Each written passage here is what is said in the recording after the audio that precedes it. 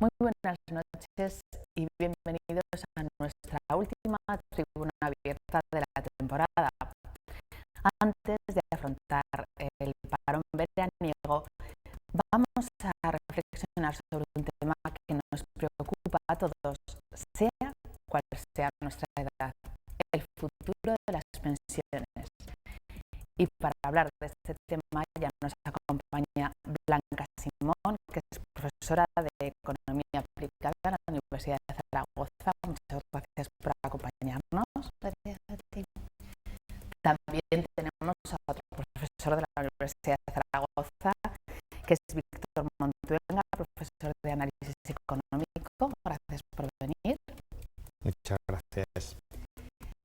Sin salir del ámbito universitario, damos la bienvenida a Carlos Gómez Baillo, que es director del Departamento de Psicología y Sociología de la Universidad y además decano del Colegio de Politólogos y Sociólogos de Aragón. Hola, buenas noches. Buenas noches. Y esto sí, saliendo del ámbito meramente académico, nos acompaña Paco Llobet, que es el responsable de planes de pensiones de empleo de Ibercaja. Muchas gracias. Buenas noches. Bueno, y además les recuerdo a nuestros espectadores que también pueden opinar y pueden hacernos partícipes de sus ideas respecto a este tema a través del hashtag en Twitter ZTVpensiones y por supuesto nos pueden mandar sus mails a tribuna@ztv.es. Con estas tablas sobre la mesa vamos a hacer una pregunta que parece muy obvia, pero que es lo que nos preocupa a todos. ¿El actual modelo de pensiones es sostenible, Blanca? Creo que no es sostenible el actual modelo de pensiones, fundamentalmente por las previsiones demográficas. Si ahora en la actualidad hay 9 millones de pensionistas, se estima que en el año 2050 habrá 15 millones de pensionistas y que la ratio trabajador-pensionista ha ido bajando. Si en los años 70 eran 4 trabajadores por cada pensionista, en el año 2007 llegamos a 2,7 trabajadores por pensionista y en la actualidad son 2,3 trabajadores por pensionista. Esto nos hace replantearnos el sistema y replanteárnoslo también por la esperanza de vida.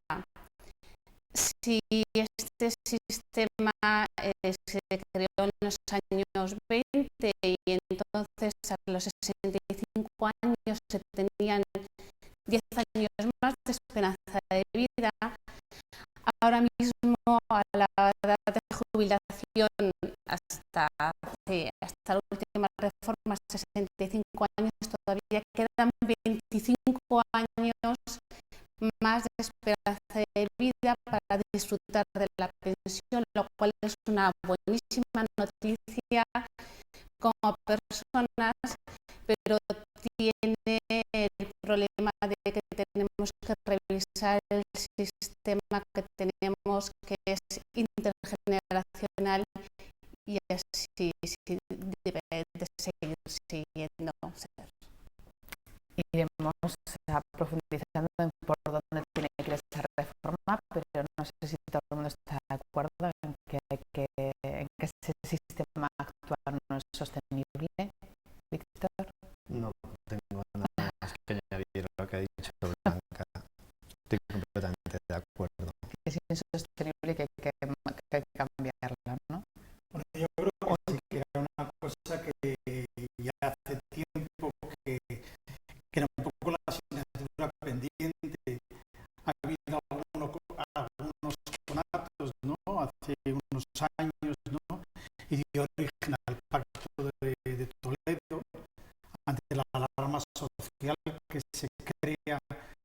cuando hay un ministro que dice bueno, que esto no es viable, yo creo que son diferentes llamadas de atención que ha habido en los últimos años, pero que no se ha tomado el toro por los cuernos, ¿no? De alguna manera. Quizá el momento en que se afronta el tema, yo creo que también es el menos indicado, ¿no? También por consecuencia de la coyuntura económica que estamos viviendo y sobre todo por el tema de la destrucción de empleo. Es verdad que los datos demográficos que ha señalado Blanca, pues bueno, la profesora Simón, pues yo creo que es una realidad. El envejecimiento, el sistema de pensiones está pensado, pues bueno, para que la gente tenga una pensión 15, 20 años, que la gente cuando tenía 80 años, 85, se plantee que le ha llegado la hora y que Dios le está llamando. Pero bueno, si la esperanza de vida, como estamos viendo, pues llega hasta los 90, 95 años, pues verdaderamente yo creo que eso es inviable, ¿no? Es decir, no podemos pensar en que una persona, si va a vivir 100 años o 90 años, va a trabajar 30 y va a vivir 60 a costa de la comunidad, ya sea como no laborable hasta que se incorpora al mercado laboral. Eso yo creo que es evidente, ¿no? Es algo que se ve desde hace tiempo y creo que es importante, desde luego, que se tome esto en serio y que se piense en una alternativa a medio y a largo plazo. Paco Llobet, ¿es sostenible este modelo? No, yo creo que las pensiones son sostenibles y que depende de la ecuación, ¿no? De que haya equilibrio entre lo que se aporta o lo que se contribuye y con lo que se cobra, ¿no? Entonces, yo desdramatizaría bastante, pero a la vez llamaría a la responsabilidad de los ciudadanos, de los trabajadores, de la necesidad de que sean cada día más conscientes de sus expectativas de pensión, porque con independencia que siempre decimos que estamos en un sistema contributivo, o sea que recibiremos lo que aportemos,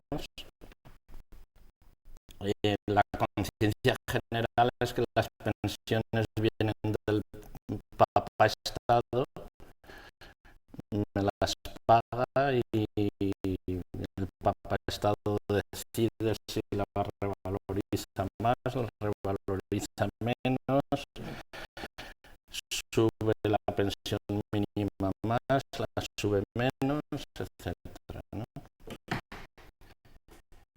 Yo creo también que España hemos hecho un grandísimo trabajo desde el año 86 en racionalizar el sistema de pensiones, mucho antes que muchos países europeos, pero claro, tenemos el mayor problema que no tiene ningún país europeo, que es un 27% de paro. Y el 27% de paro esperemos que sea coyuntural y por supuesto el aspecto demográfico.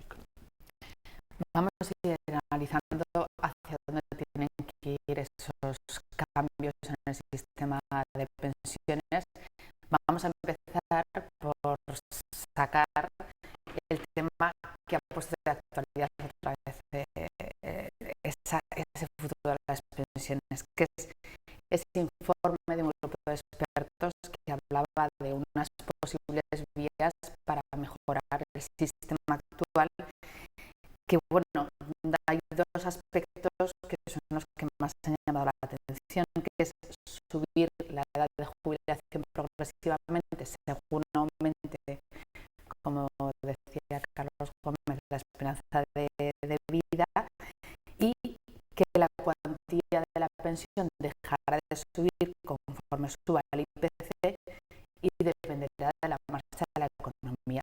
Son dos aspectos muy concretos que podemos empezar a debatir al margen de que nuestros expertos pongan encima de la mesa cuáles creen que son las vías para mejorar este sistema. Igual, Víctor, que antes nos has aportado unas temas que confirmar que estabas de acuerdo con lo de Blanca. Con respecto a las dos ideas así más que han aportado, que es el fondo este de equilibrio intergeneracional, el FEI,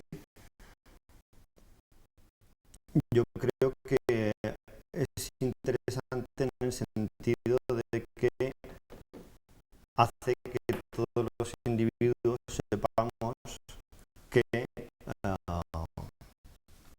el sistema de reparto que existe en las prestaciones, en la seguridad social, hace que lo que estamos recibiendo ahora proviene, o lo que están recibiendo ahora los pensionistas proviene de los que trabajamos ahora. Entonces, sí, en las previsiones que nos dicen que dentro de unos años el crecimiento demográfico nos va a llevar a tantos personas de pensionistas. Sí, el número de trabajadores no aumenta, hemos visto que está cayendo, estamos con el 27% de paro. Si este porcentaje se mantiene durante muchos años, está claro que si queremos mantener el nivel de las prestaciones actuales, en algún momento esto no puede ser, ¿vale? Entonces, lo que pone de manifiesto este FEI es que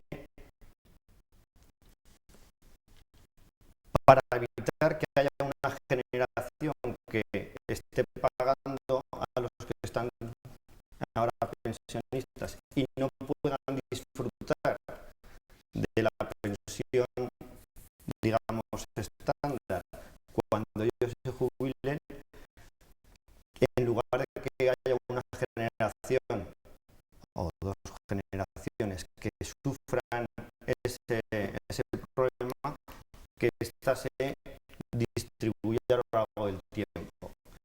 Y por eso se trata de vincular, o esa es la intención que ponen, que manifiestan, de vincular la prestación, la cantidad que se establece en función de la esperanza de vida. Se supone que la esperanza de vida va aumentando y por tanto no es lo mismo alguien que se jubile ahora, que tiene una esperanza de vida de 25 años más, hasta los 85 más o menos, 20 años más, que uno que se jubile dentro de 20 años, que se supone que la esperanza de vida habrá subido más y que por tanto tendrá derecho a disfrutar durante más años la misma pensión. Entonces, ese factor intenta suavizar eso. Es la intención que manifiestan. Y en cuanto al FRA, que es lo que se trata es de desvincular digamos que la fijación de la subida de la revalorización de la pensión se vincule únicamente al IPC y establecerlo en función de la corriente de ingresos y gastos que haya en la seguridad social durante cada año, y también se trata de que como estemos en el ciclo, intentando suavizar que en los momentos en los que el ciclo sea malo, pues no tengan por qué bajar mucho, y cuando el ciclo sea bueno no tengan que subir demasiado. Entonces esas son las principales aportaciones de bajo mi punto de vista. Digamos que lo que entra aquí en juego digamos que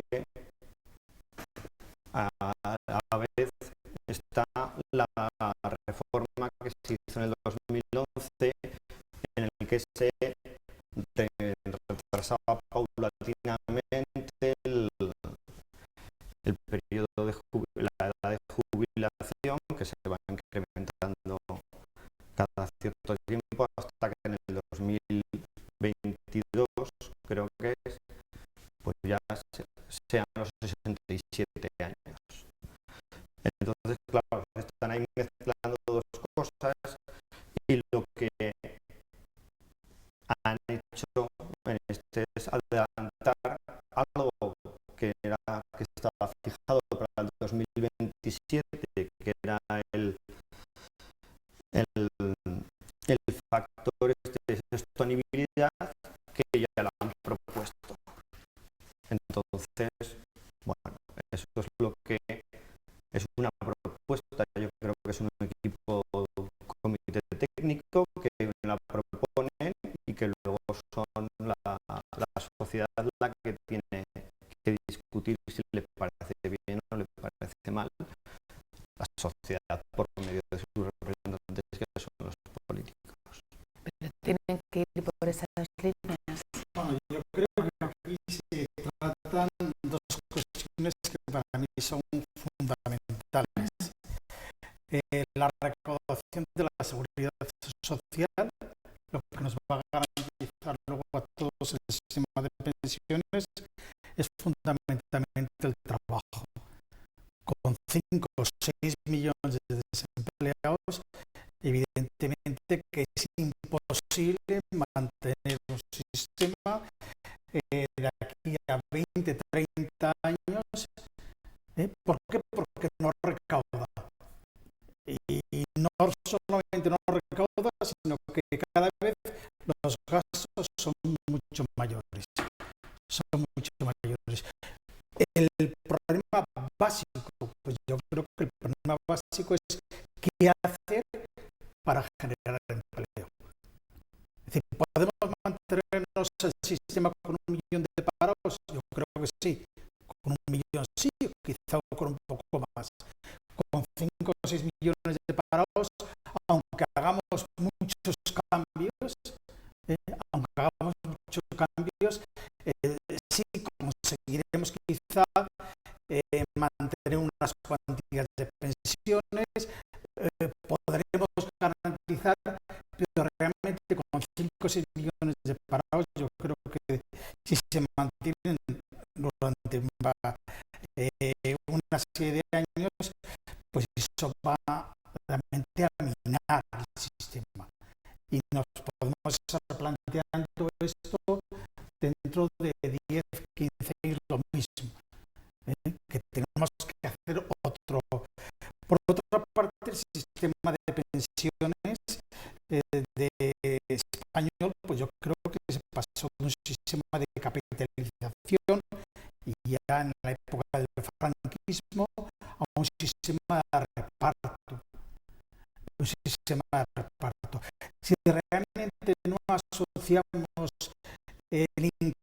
la cuantía de la pensión al incremento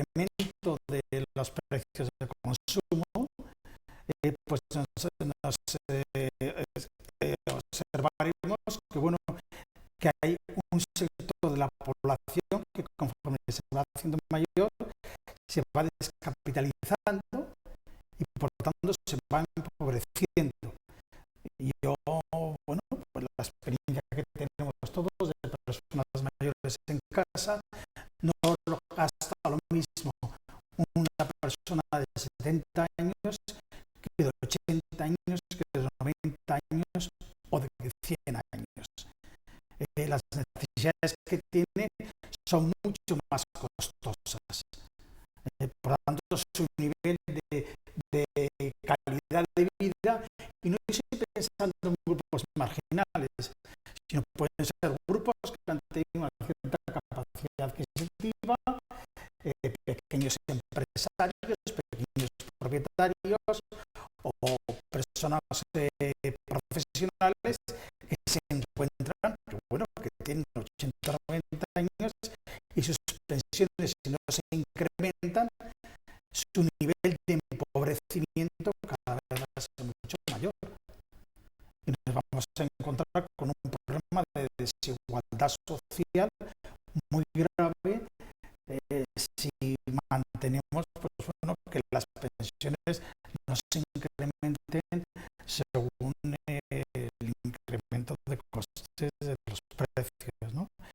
Yo creo que serían las dos cosas, sobre todo basándonos en esta idea del principio del estado de bienestar, de la solidaridad.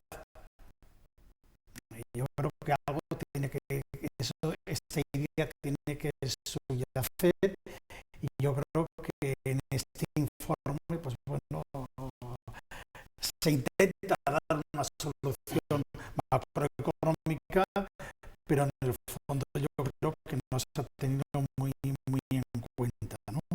Y sobre todo, insisto, en lo más grave, que es el tema del desempleo. Eso sí que es una gran preocupación nacional, y como consecuencia, digo, también el tema de las pensiones, pero yo creo que también hay que ir a la raíz del problema. Una matización, un comentario.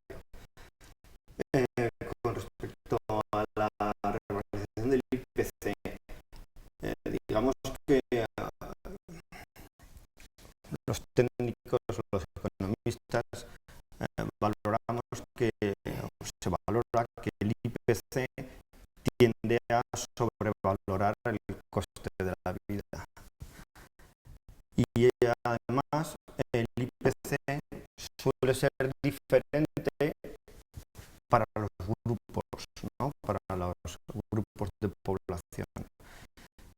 Y normalmente se considera que, dados los gastos, dada la composición del IPC actual en España y en la mayoría de los países, los gastos que, digamos,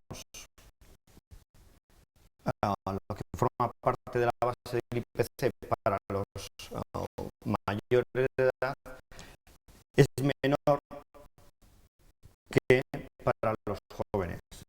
Es decir, los mayores de edad pues tienen una mayor parte de su gasto, digamos, en cuestiones que no suben tanto de precio como podría ser los jóvenes, salvo lo que decía Carlos, que es la sanidad.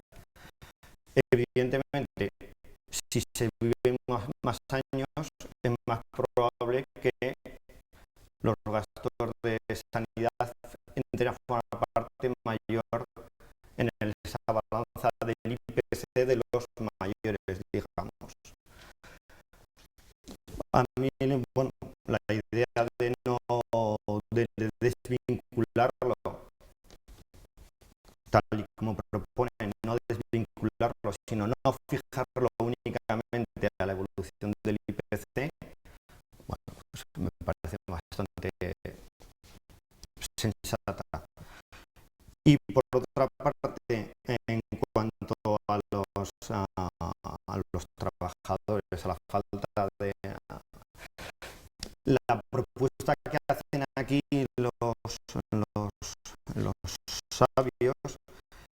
tratan de que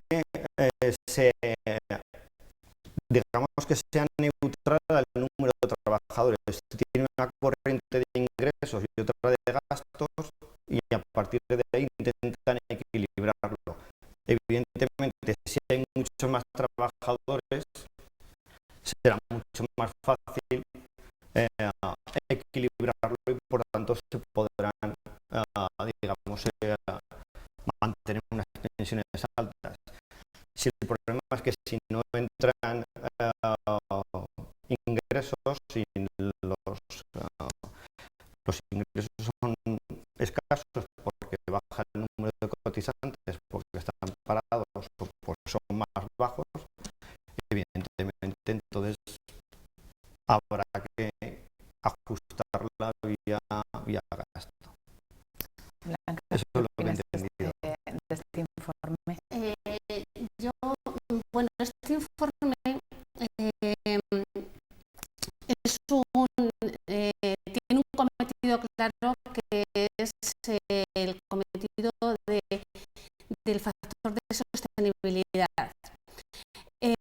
Viene de que la reforma del año 2011, que se aprobó con consenso social entre el Pacto de Toledo, trabajadores, sindicatos, esa reforma ya dijimos que bueno, es de forma gradual y decíamos que la edad de jubilación pasaría de forma gradual desde los 65 hasta los 67 años, empezando en enero del 2013. O sea, en el año 2013 es un año más, 65 años más un mes, en el año 2014 65 años más 2 meses, así que llegar hasta el 2027. También cambiamos que se debía contribuir al sistema 37 años en vez de 35 y que para calcular la pensión en vez de 15 años serían 25 años. Y también aumentar la edad de jubilación hasta los 63 años, porque la edad de jubilación en España no está en 65, ahora la media está en 63 años. Bien, esto es lo que acordamos en el 2011 y ha empezado en enero del 2013 a funcionar. Entonces ahí se ponía que tenía que haber un factor de sostenibilidad en el año 2007. Lo que ha hecho el gobierno es decir, bueno, no vamos a esperar al año 2007 para 2027 para calcular ese factor de sostenibilidad, sino que lo vamos a encargar ahora. Y en abril se encargó a un comité de expertos este cálculo de este factor de sostenibilidad. Y el 7 de julio ya lo tenían hecho, ha sido con muchas prisas, o sea, del abril a junio, el factor de sostenibilidad que pensábamos que para el 2027 ya, con ciertas prisas. Y yo pienso que este informe, en algunas cosas estoy de acuerdo y en otras no. Es un informe que se ha hecho sin ninguna simulación. Se han cambiado los parámetros y cuando se cambian los parámetros hay colectivos desfavorecidos, otros favorecidos, cosas que van cambiando, pero no sabemos cuál es la simulación de esos factores del FEI y del FRA en la economía, porque nos han planteado unos ejercicios de simulación. El factor FEI, que esto es de vincular con la esperanza de vida, hasta cierto punto me parece correcto, es decir, si la esperanza de vida va aumentando, también tenemos que tener en cuenta que hay un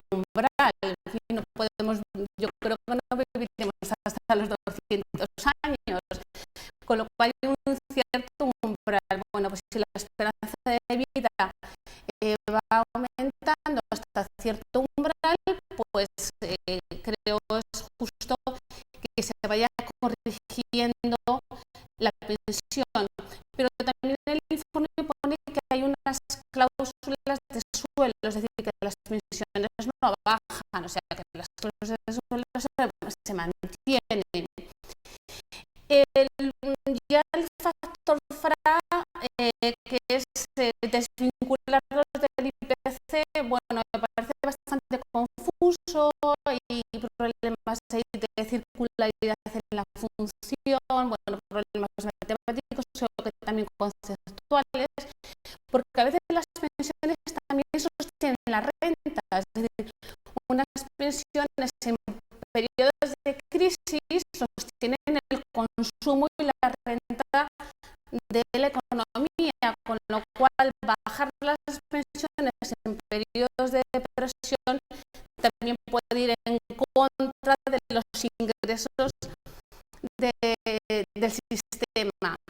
Y además creo que las pensiones, cuando hay que hacer una reforma, hay que verlas de forma global, que todos los ingresos del PIB también y lucha contra el fraude fiscal, de otras formas de ingresar en el sistema. En fin, creo que debe ser una forma más global de pensar un sistema, una reforma de pensiones. Paco, ¿qué opinas de ese? Además, tú comentabas que se les ha culpabilizado un poco, a lo mejor, de poner sobre la mesa ciertos planteamientos que son lógicos. Yo creo que sí, yo creo que estamos matando al mensajero. Esa es mi opinión. A mí todos los aspectos me merecen muchísimo respeto, todos ellos, y además por la propia asunción de la responsabilidad de hacer este informe técnico,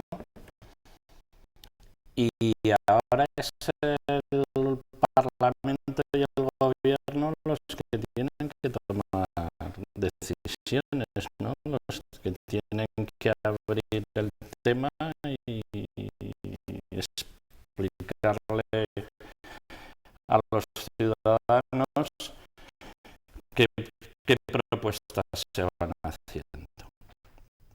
Pero quiero volver un poquito para atrás, ¿no? En la ley de 2011 se preveía que los cotizantes vamos a recibir información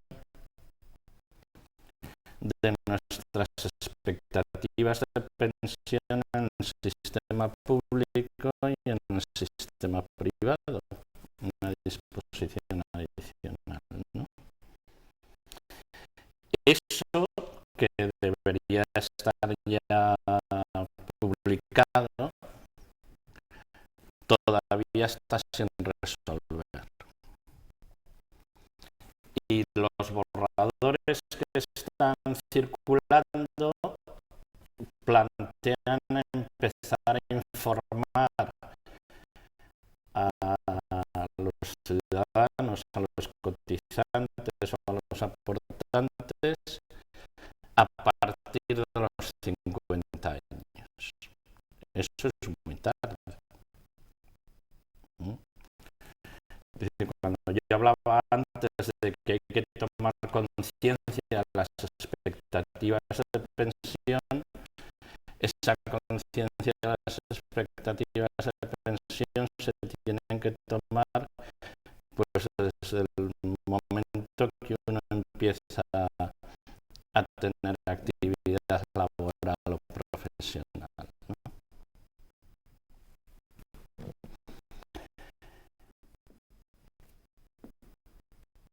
Una vez que la gente sepa claramente de cuáles son sus expectativas de pensión en el marco que esté definido, porque claro, aquí estamos haciendo reformas paramétricas desde el año 86, ¿no? Cuando empezó Almunia transformando la exigencia de 8 años de cotización y el cálculo de pensión en los 2 últimos años a lo que estamos ahora, que acaba de comentar ella, ¿no? Y cuando todo eso esté suficientemente clarificado, yo creo que la gente podrá tomar sus decisiones de ahorro. Porque lo que parece que está claro, y esa es una de las cuestiones que los expertos lo plantean en negrita. Nosotros hemos hecho un informe sobre el marco actual del sistema y con la definición que hace la disposición adicional de la ley del año pasado, que exactamente es mantener la proporcionalidad entre las contribuciones al sistema y las prestaciones esperadas del mismo. Si las contribuciones se están manteniendo en el 10% del PIB, 9-10%, y las prestaciones, la expectativa que había antes de la reforma del año pasado era que iban a crecer hasta el 15,5% del PIB, con la reforma del año pasado pues hasta el 13,5%. Ahí tenemos un diferencial que si mantenemos las contribuciones hay que bajar las prestaciones. Si aumentamos las contribuciones podremos financiar más ese gap, ¿no? Y entonces los expertos dicen, no entramos porque no es el mandato que se nos ha dado en definir el marco de financiación, ¿no? A ver, yo creo que los españoles, y creo que ha sido bueno,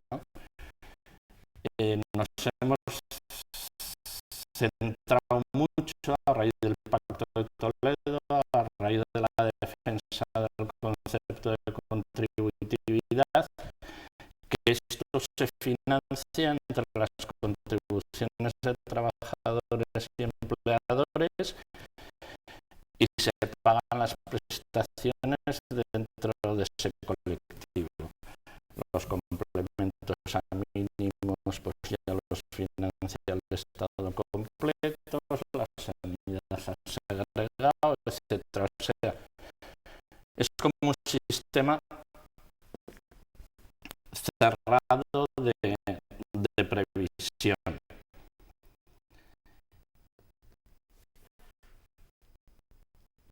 El problema demográfico, si mantenemos el sistema cerrado, pues lo que provoca es que la expectativa de pensión baje. ¿Cómo cubro yo esa expectativa de pensión que va a bajar? Pues por lo que todo se apunta, por los consensos que se apuntan, es que vamos a hacer sistemas complementarios de capitalización, bien privados, bien profesionales. Y si no, si queremos lo contrario, pues deberemos decidir políticamente los españoles que en vez de aportar el 10% del PIB al sistema de pensiones contributivas, tenemos que aportar más. ¿De dónde? Pues se supone que por no matar el factor trabajo y la competitividad, pues de otros impuestos, ¿no? Y yo creo que esos debates van a tener que aparecer en la Comisión del Pacto de Toledo, ¿no? Los expertos, yo creo que han hecho un excelente trabajo de decir, aquí están los problemas y esta es nuestra opinión, ¿no? Una solución puede ser esa, el hacer. Bueno, esto es un problema que tenemos de aquí al 2050. Es un problema también derivado del baby boom de los años 60, 70 y previsiblemente a partir del año 2050 el sistema no tendrá tanto problema porque habrá más equilibrio. Es verdad que habrá una población más envejecida y la tasa de dependencia bajará en cierto modo porque antes bueno, habrá menos niños y más abuelos, pero será mucho más equilibrado. El problema es ahora un sistema donde tenemos pocos niños, poca edad de trabajar, poca población activa en edad de trabajar y muchos mayores por el baby boom de los años 50 y 60. O sea, el problema a partir de los años 60 estará mucho más equilibrado, ese equilibrio entre trabajadores y pensionistas. Es un problema que tenemos que resolver hasta el año 2050. Después del problema hay un poco de alivio en el problema. También quería decir que bueno, no hay que plantearse alarmas porque el fondo de reserva, aunque se utiliza para otras cosas, pero el fondo de reserva parece que tiene dinero para unos 5 años. Y por lo tanto tenemos unos 4 o 5 años para pensarlo bien, para hacer un pacto de qué sistema queremos, cómo se tiene que contribuir al sistema y si queremos mantener este sistema de equidad intergeneracional que tenemos entre todos. Y bueno, yo creo que también las prisas que se han metido, es decir, en el informe dicen que hay que ponerlo ya, que en el 2014 hay que ponerlo ya porque es inevitable, ¿no? Creo que es necesario un consenso social entre todos para ver hacia dónde queremos y que también tenemos que pensar y ser generosos con los jóvenes. Es decir, no podemos pensar ahora que queremos seguir jubilándonos a los 65 años cuando nuestra esperanza de vida es mucho mayor, que queremos contribuir menos, es decir, que podemos ir hacia sistemas donde se pueda contribuir durante toda la vida laboral como en otros países. Y también tenemos que pensar en otras generaciones, sino solo en la actual, en las pensiones actual o a medio o muy corto plazo. Vamos a ir retomando algunas de las ideas que han salido a la mesa. Estamos hablando precisamente de esa solidaridad. Este es un sistema solidario, el de pensiones que tenemos ahora, es decir, los cotizantes actuales estamos pagando las pensiones de los que las están cobrando ahora. Los que trabajan en el futuro pagarán las nuestras, pero hay otros países que utilizan otras fórmulas, que cada trabajador, lo comentábamos antes de entrar, tiene como una hucha virtual en la que va metiendo sus cotizaciones. ¿Eso sería mejor? ¿Sería posible? ¿Es bueno el sistema que tenemos, aunque haya que cambiar e introducir algunos cambios? Yo creo que el sistema que tenemos fue muy progresista.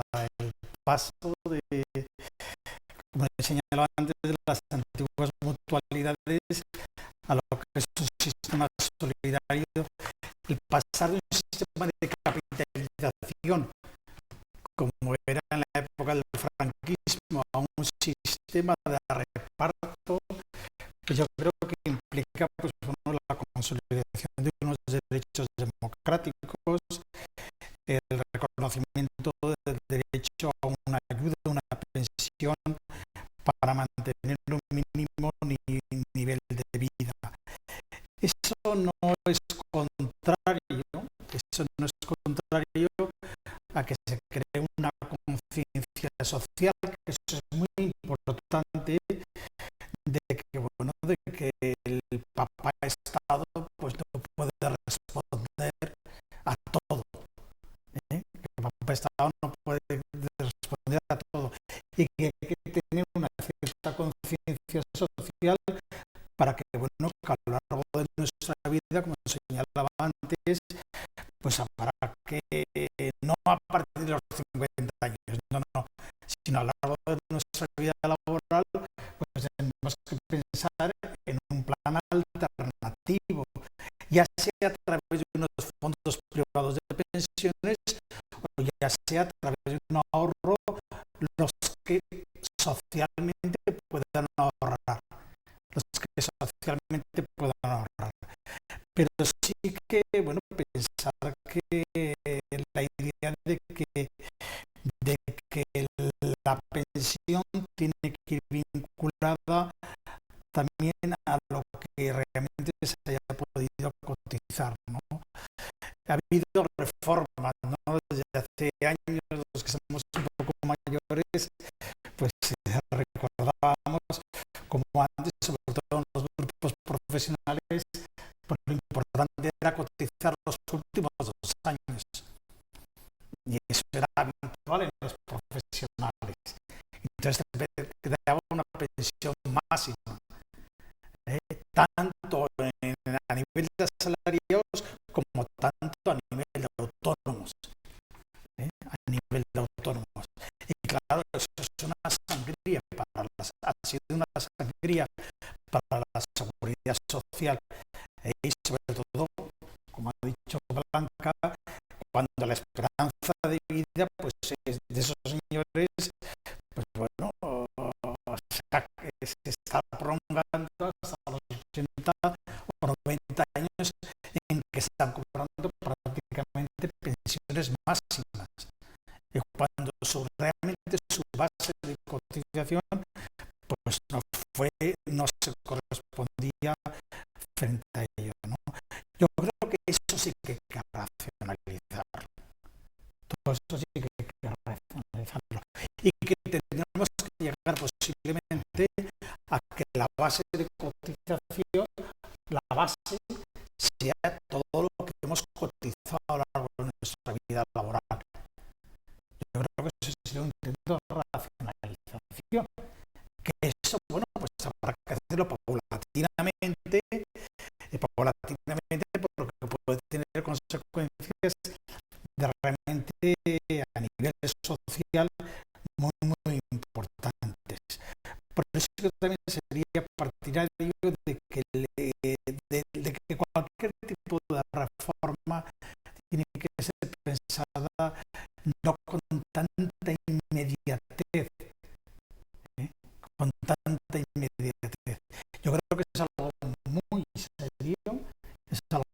serio, es planificar a 20, 30 años o 40 años bajo una perspectiva de objetividad.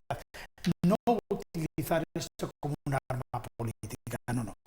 Eso es un problema realmente serio, grave, y que hay que tenerlo desde una perspectiva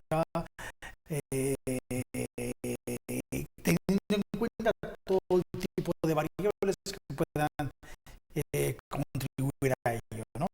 Que a lo mejor se recupere el empleo y dentro de 10 años los 6 millones o 5 millones de parados sea algo de nuestra historia, o bueno, que se mantengan dentro de 10 años, estemos manteniendo unos niveles a lo mejor de 3 o 4 millones de parados, por lo tanto de no cotizantes. Yo creo que hay que ver todas las posibilidades que pueden ocurrir y desde esa, teniendo en cuenta todo ese tipo de simulaciones, pero realmente llegar a un consenso para ver qué la alternativa será a esta cuestión que es muy seria. Quería recalcar que en el informe no dicen cómo, si se necesita más o menos. En el informe dicen, dados unos gastos y unos ingresos, cómo hacer eso, cómo esa caja cerrada de la seguridad social puede financiarse durante estos años. Ellos dicen que si cambian los parámetros o las preguntas, los supuestos del modelo, si por ejemplo decimos, bueno, pues a partir de ahora el 3% del PIB va a pensiones de los presupuestos, ¿no? El 3% del presupuesto público. Bueno, entonces cambian los datos del problema y tendremos otra fuente de ingresos. Ellos, digamos que el informe trata de, con la corriente de gastos y de ingresos previstos, a intentar que eso se equilibre en el largo plazo. Tendríamos que decir que además, y tienen en cuenta una característica que es muy, que creo que hay que tener, que es necesario recalcar, y es que, a ver, digamos que el nivel educativo de la población ha ido subiendo durante los últimos años.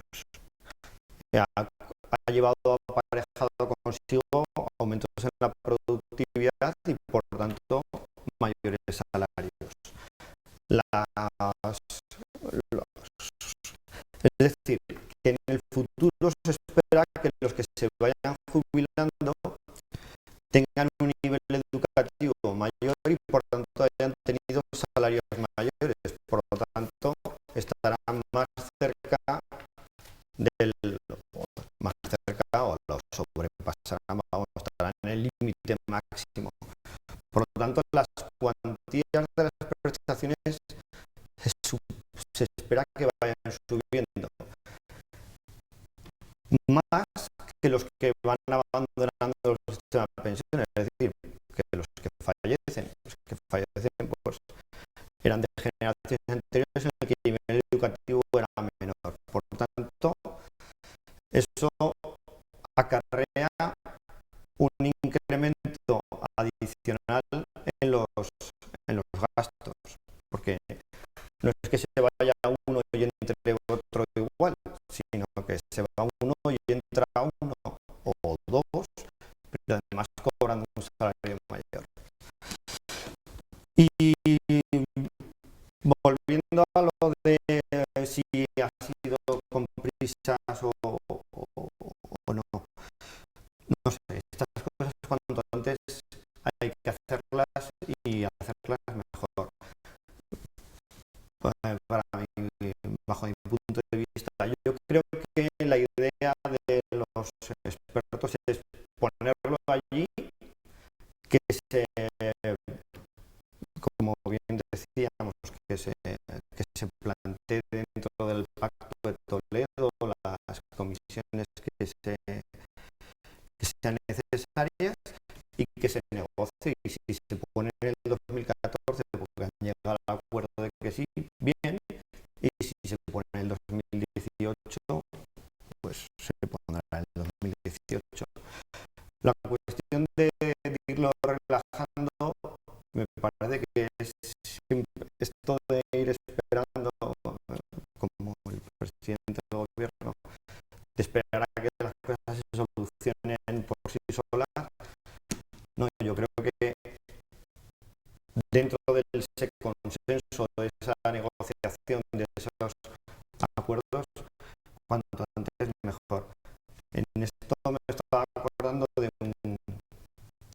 un profesor de una universidad holandesa que, hablando con él sobre ese tema, él trabaja en cosas de envejecimiento, de las pensiones, dice: es curioso que los países en los que más bajo está la edad de jubilación son los más reacios a subir la edad de jubilación. Es decir, Holanda, Alemania, los países que, digamos, ya tenían unos niveles más altos o unos años, ¿no? 65 reales, porque aquí hemos dicho 65, pero la edad media de jubilación es 63. Pues que esos han sido menos reacios a ir subiendo la edad de jubilación, es decir, de darnos cuenta de que vivimos más años y de que no es fácil o es más complicado mantener las prestaciones posteriormente. Y en cambio los países en los que los teníamos más bajos, España, bueno, pues tal, Grecia, digamos, Francia, que los que tenían 60 años, pues son los más reacios a subir esto. Máxime cuando en Alemania o en Holanda la tasa de paro es del 5%. Si ellos ya se han dado cuenta de que esto es complicado, imaginemos nosotros en el que la edad real de jubilación es más baja y que, bueno, pues tenemos esos niveles de paro que son digamos, ya dramáticamente superiores y drásticamente superiores a los de otros países. Bueno, por añadir algo, la tasa de sustitución en España es de las más generosas de la OCDE, es decir, lo que se cobra en pensión con respecto a los salarios de los últimos años que tienes derecho para recibir esa pensión son de los más altos, están alrededor del 80%, y esa tasa de sustitución entre lo que cobrabas trabajando en los últimos años de tu vida laboral y lo que vas a cobrar en la pensión. Entonces, no se trata de reducir las pensiones, pero sí ajustar esa tasa de sustitución a lo largo de toda tu vida laboral.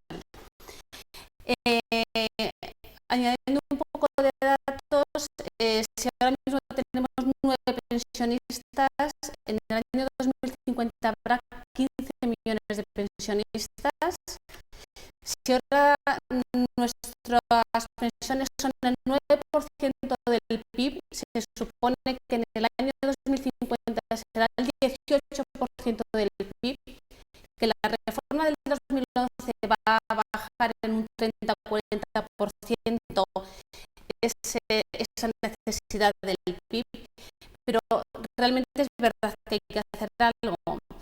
¿Qué ha pasado? Que en los últimos años, porque el Banco de España y otras instituciones han estado diciendo que había que hacer la reforma, pero durante todo el boom económico, toda la entrada de inmigrantes al mercado laboral, toda la entrada de la mujer al mercado laboral, todos esos millones de empleos, alrededor de 5 millones de empleos, han cotizado y han sido como una válvula de escape para el sistema, para el fondo de reserva, y ha hecho que el tema de las pensiones se haya postergado en el tiempo. Si pensamos que iba a quebrar en el 2030, pues ahora pensamos que va a quebrar en el 2050. Y de ahí vino luego la reforma del 2011. Es verdad que las reformas hay que hacerlas mejor en periodos de expansión, cuando es más fácil llegar al consenso, que en periodo de crisis. Y es verdad que hay que ligarlas a la reforma laboral. O sea, la reforma de las pensiones tiene que ir ligada a la reforma laboral. Y es verdad que los países que donde es decir, hay una falacia, es decir, en economía hablamos siempre de una falacia que es de que la cantidad de trabajo está fija. Eso es mentira, la cantidad de trabajo no está fija. Es decir, la cantidad de trabajo es algo que se va generando y que se va creando. Hemos sido capaces de crear 5 millones de trabajos en estos años de boom y seremos capaces también de crear trabajo. Es decir, porque hay más personas de 65 o 67 años trabajando, no quiere decir que estén robando el trabajo a los jóvenes. Porque tampoco quiere decir que las mujeres cuando entran al mercado laboral están robando el trabajo a los hombres, ni que los inmigrantes roben el trabajo a los nativos. Eso es una falacia en economía. Por lo tanto, trabajar de 65 a 67 años no se roba el trabajo a ningún joven.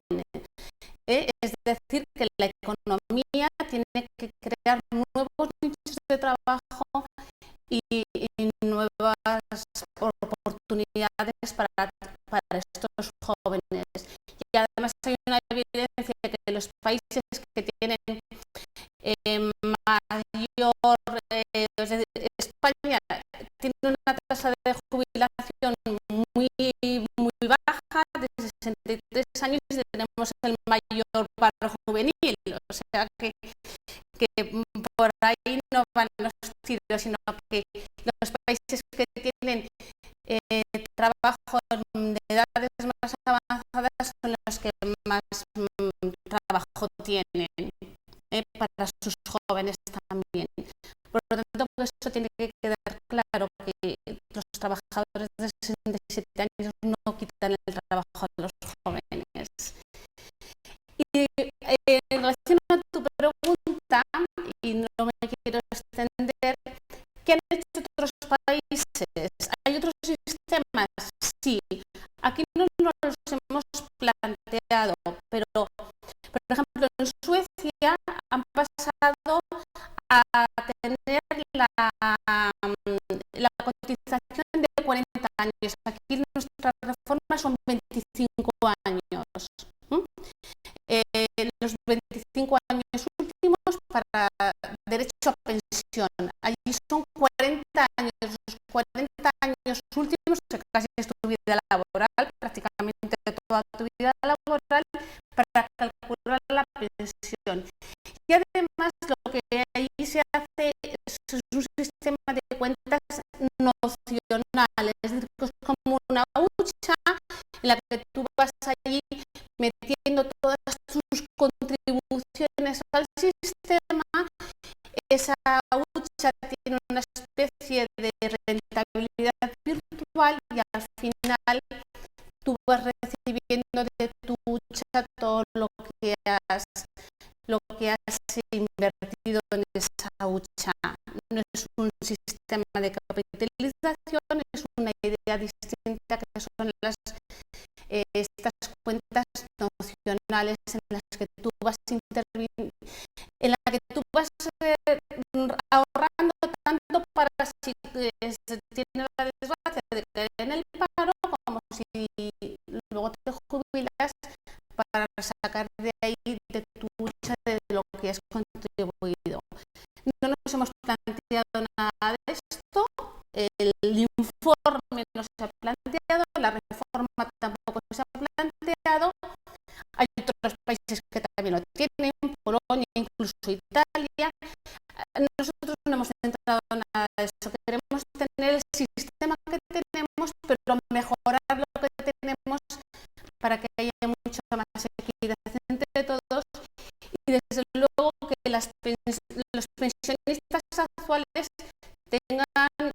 no se vean afectados. Esto es para las pensiones futuras, sino que haya un horizonte lo más con la mayor certidumbre posible para todos los que están en el sistema. ¿Y cuál sería la primera medida que consideráis que habría que tomar para hacer ese sistema que parece que nos gusta más sostenible, más que nos llegue a las pensiones a todos los que, por lo menos hasta el 2050, que es cuando va a haber problemas?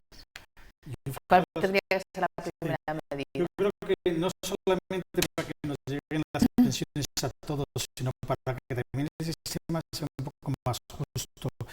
El problema que se está planteando ahora con la gente de, no sé, de 50 o pocos años más, que le aplican un ERE, se va a la calle, pasan a cobrar el seguro de desempleo, con esas personas que a lo mejor han tenido un nivel mediano o alto de cotización, claro, si luego les vamos a computar los últimos años, realmente su base de cotización va a decir de una manera muy importante, ¿no? Muy importante. Por lo tanto, gente que tenía unas expectativas de seguir al ritmo que estaban cobrando, de tener luego una pensión medianamente elevada, pues de repente se encuentran, porque se ha aplicado y eso nos puede afectar a cualquier tipo de persona, a cualquier tipo de profesión o ocupación, se encuentra que su pensión desciende de una manera drástica porque los últimos años de su vida laboral ha estado simplemente cobrando el seguro de desempleo. Por lo tanto, yo creo que, bueno, 40 años no lo sabía, pero quizás sea muy... Pero sí llegar a ampliar las bases. Pero ese efecto de caída de la primera pensión es más por el factor de edad de jubilación, sí, que por el factor de las bases de cotización. Yo creo que habría que recordar un poco cómo se forma una pensión. Es decir, todos trabajamos y todos estamos sujetos al sistema de seguridad social, bien por cuenta propia, por cuenta ajena, y cotizamos cotizamos por nuestros salarios. Se forman las bases de cotización. Hay una barrera máxima y salarios fuera de la base de cotización. Este año han crecido las bases de cotización máximas un 5%. O sea, esa es una actuación ligera, pero de incremento de ingresos. Y cotizamos unos porcentajes que cada año establece el gobierno. Esa historia se guarda. La seguridad social, desde que se informatizó, ahora creo que las bases de datos están en el 79 o en el 80. Y sumando esas bases de cotización, calcularemos una base reguladora de la pensión. Antiguamente, hasta el 86, sumábamos 8 años de bases de cotización. Con la reforma del 97, sumamos 15 años de bases de cotización. Ahora caminamos hacia las 25 que se han comentado. ¿Por qué 25? Pues yo creo que hay factores de solidaridad, dado de que nuestras pensiones son, muchas de ellas, muy bajas. Uno de los grandes problemas que está apareciendo ahora y que se tiene que ver también más en detalle es que las nuevas pensiones que se generan en el Sistema General de Seguridad Social son tremendamente mayores que las que se pierden por las que la gente, por las que la gente fallece, ¿no? Y luego el factor edad.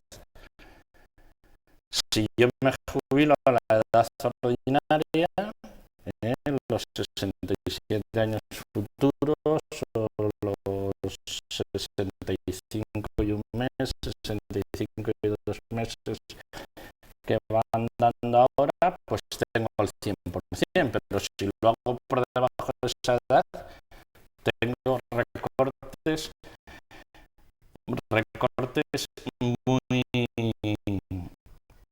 muy importantes.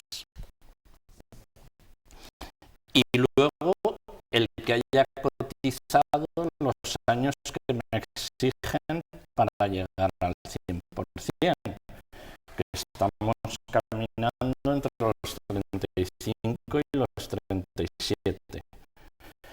Pero dentro de esos años hay algunos que están primados sobre otros. Me cuentan más los 15 primeros años, tienen un factor mayor en ese porcentaje que los otros. ¿Eso qué sentido tiene? Si estamos hablando de un sistema contributivo, poco. Otra vez más estamos en los factores de solidaridad. Ahora bien, en mi opinión, la solidaridad debería de marcarse especialmente, exclusivamente en el ámbito de las pensiones mínimas y de los complementos mínimos, y no jugar en la fórmula de cálculo de las pensiones con cuestiones de este estilo.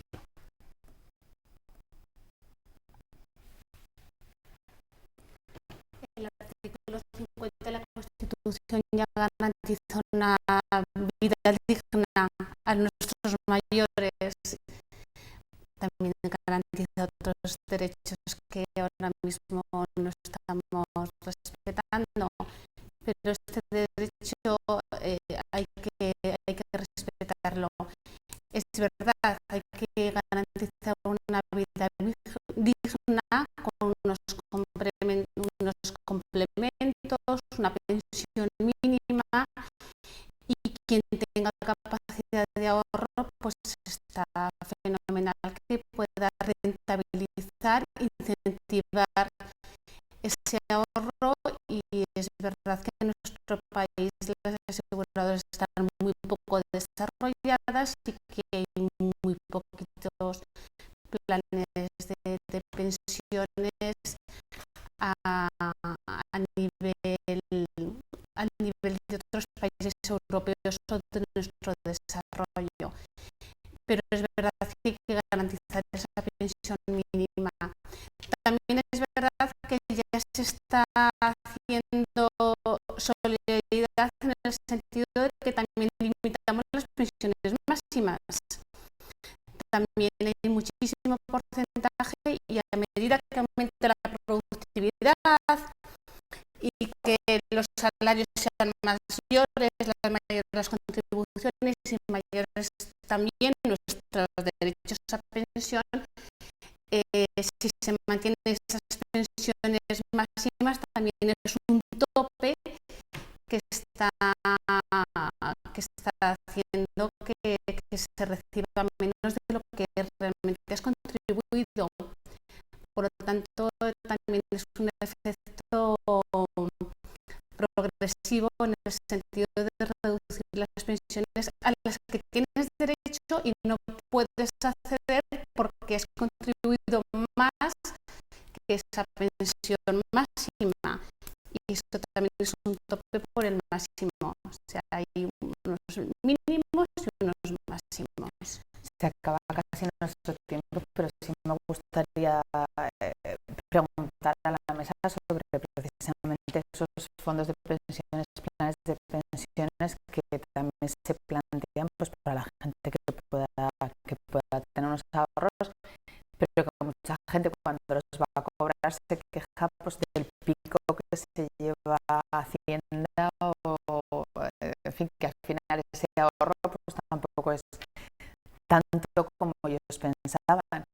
¿Están bien tratados fiscalmente esos planes de pensiones para hacerlos atractivos para la gente que se los pueda permitir? ¿Es una solución a esa incertidumbre que crea estas reformas en los planes en las pensiones, en el sistema de pensiones? Yo creo que debería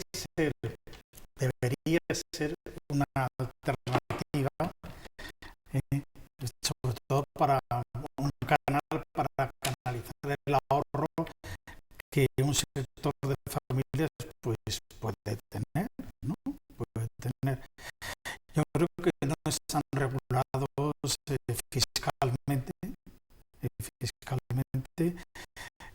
porque sí, bueno, tienes una bonificación, el impuesto a la renta de las personas físicas, pero luego cuando recuperas el capital, pues realmente si lo recuperas totalmente, de alguna manera vas a devolver una parte importante del beneficio fiscal que has tenido, ¿no? Luego, por otra parte, tampoco hay una conciencia social, ¿no? Tampoco a veces hay incluso una garantía realmente de que si los planes de pensiones, cuando los vayas a cobrar, ¿en qué cuantía estará ese plan de pensiones? Porque estamos observando, ¿no? Los que podemos tener un plan de pensiones, pues bueno, observas, aunque no lo mires todos los días, pero sí que al final de año, sobre todo cuando llega la renta, pues te das cuenta que a lo mejor has ido metiendo una cantidad y resulta que tienes menos dinero que el que tenías hace un año.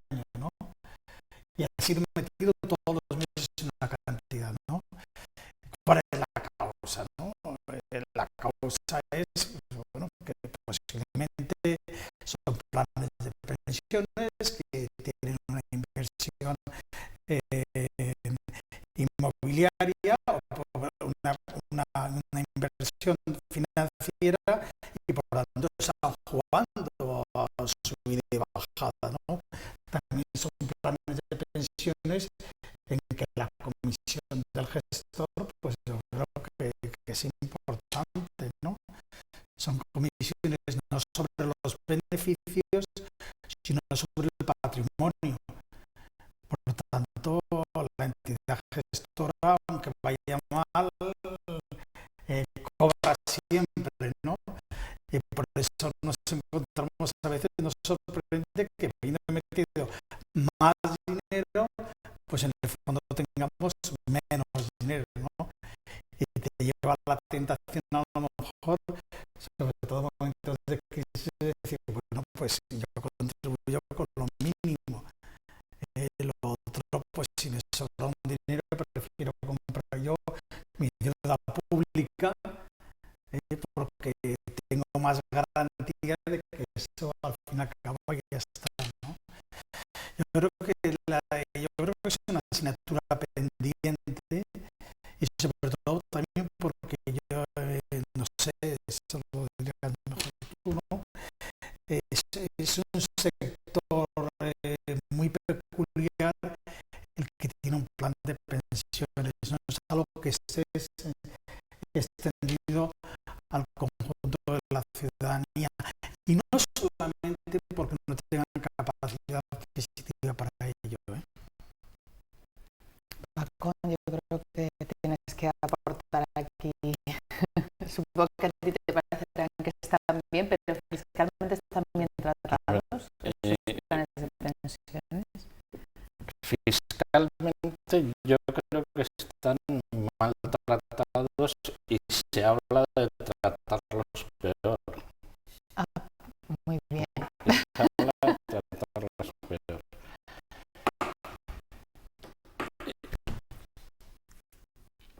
Yo contribuyo a un plan de pensiones o el empleador para el que trabajo contribuye a un plan de pensiones y mi base imponible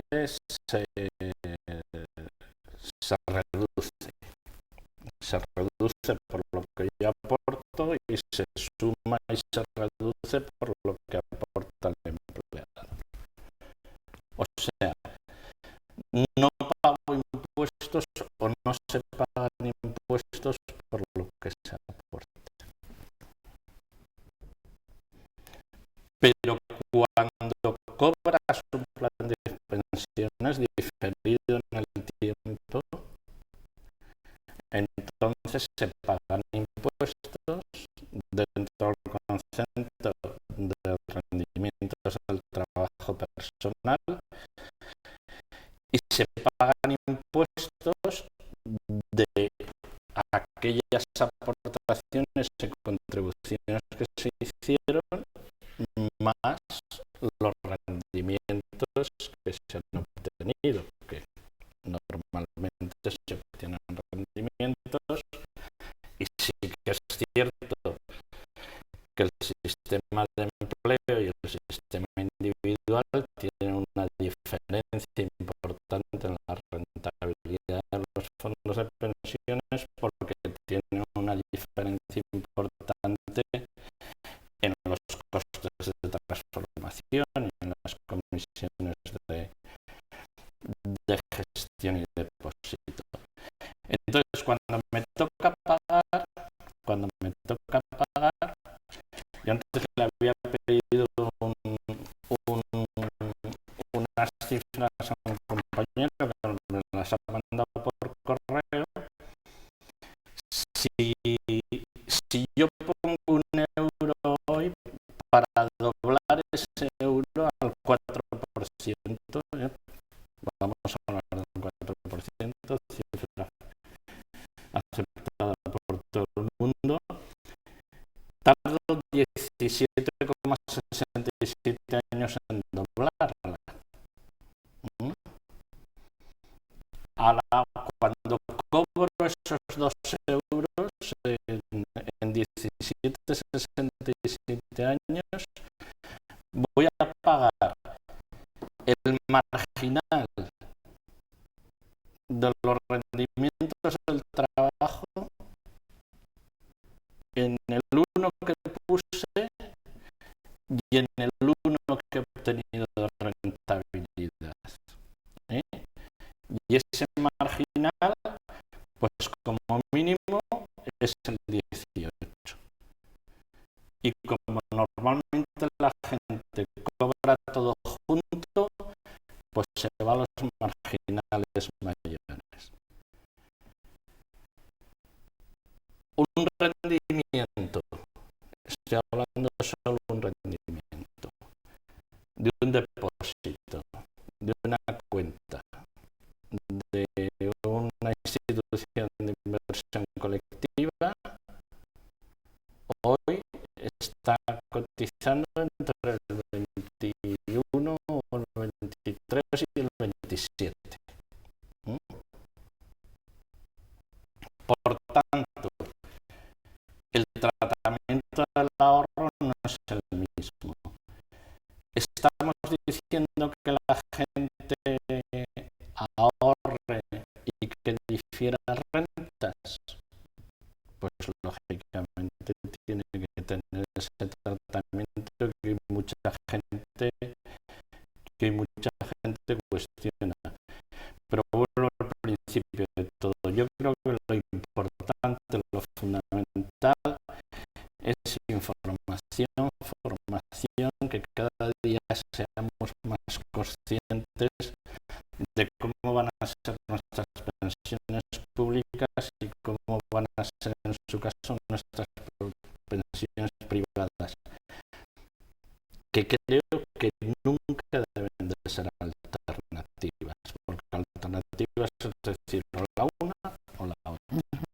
No. Tendrían que ser complementarias, ¿no? Tendrían que ser. Víctor Blanca, una última aportación. No, que realmente, bueno, que hay que mirar fuentes alternativas o complementarias, como decimos, y que no tiene por qué ser un plan de pensiones privado de no sé qué entidad, sino que pueden ser, pues, como decía Carlos, comprar deuda pública, o lo que hacen muchos, que es comprarse la casa y alquilarla, o comprar alquiler. Son buscarse fuentes complementarias,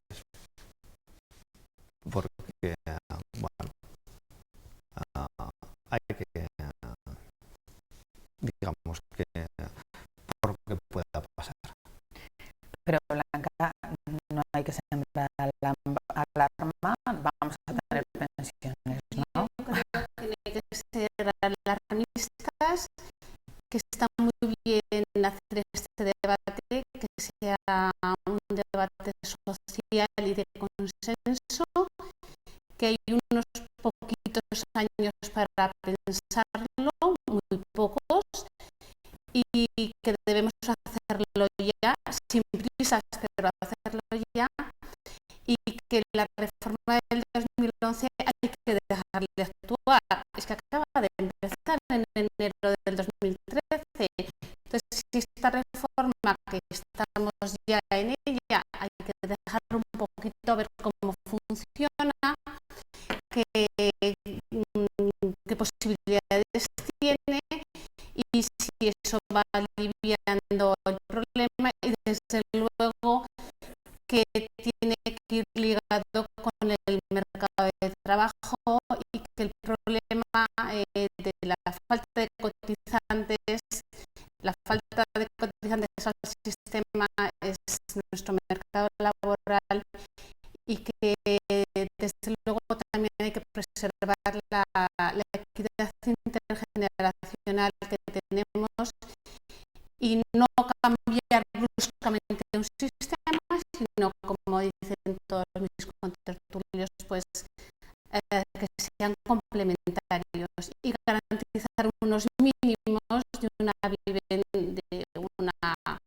pensión digna para nuestros pensionistas futuros, y a los actuales hay que mantener el status quo, o sea, lo que está no es necesario cambiarlo, y que los cambios deben ser siempre graduales y no bruscos.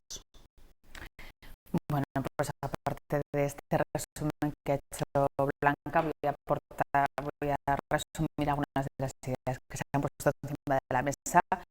Parece que todos coincidimos en que hay que revisar ese sistema actual de pensiones, sobre todo debido al aumento de la esperanza de vida, que es un problema que nos tranquiliza, que se acabará en 2050, que luego estará todo mucho más equilibrado, que hace falta más información a todos los trabajadores sobre cuál va a ser el futuro de nuestras pensiones, precisamente para evitar esa incertidumbre, y que hay que mantener la solidaridad, pero revisar que no sea a lo mejor en todos los aspectos como es ahora, sino pues si hace falta pues en esas pensiones mínimas, o bueno, revisar el modelo para ver de dónde se podría mejorar. Y esos planes de pensiones pues parece que habría que revisar también, y no para empeorarlos, sino para estar mejor tratados fiscalmente, si realmente queremos que sea ya no una alternativa, sino un complemento a la pensión futura. ¿Podemos quedarnos con esas conclusiones? Sí. Pues ha sido un placer tener a estos contertulios de lujo para cerrar esta temporada del Tribuna Abierta. Espero que a ustedes en sus casas les hayan dado un poquito de luz, sobre todo no se alarmen. La cosa no va a ir a mayores. Vamos a afrontar el verano con tranquilidad y esperamos que tengamos buenas noticias a la vuelta. Muy buenas noches, y ya saben que la semana que viene tendremos nuestro último